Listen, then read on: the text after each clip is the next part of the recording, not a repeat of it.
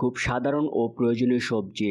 যদিও আলুকে পুরোপুরি সবজি বলা চলে না, এটি আসলে হলো একটি ভোজ্য কন্দ, অর্থাৎ এমন একটি ফসল যা মাটির তলায় একটি শিকড়ের মতো বেড়ে ওঠে।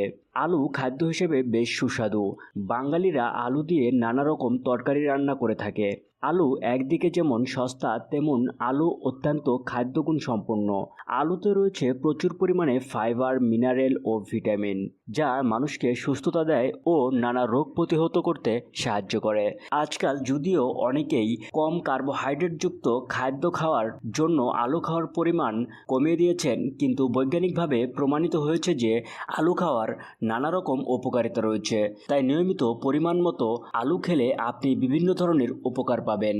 চলুন আর কথা না বাড়িয়ে জেনে নেওয়া যাক আলুর উপকারিতা সম্পর্কে।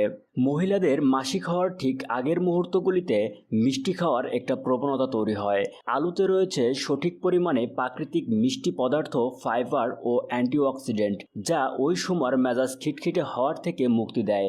এছাড়া শরীরে তখন কম পরিমাণে এস্ট্রোজেন থাকার ফলে হরমোনের নানা রকমের সমস্যা দেখা দেয়।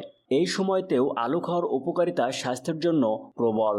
শরীরে সঠিক পরিমাণে পটাশিয়াম, ম্যাগনেসিয়াম ও ক্যালসিয়াম আপনার শরীরকে ভারসাম্য ও আরাম প্রদান করে, যার ফলে আপনার স্নায়ু শান্ত হয় ও আপনি নিশ্চিন্তে ঘুমাতে পারেন। তাই অনিদ্রা বা কম ঘুমের সমস্যা থাকলে আলু খেলে উপকার হতে পারে। আলুতে থাকা ভিটামিন বি, ভিটামিন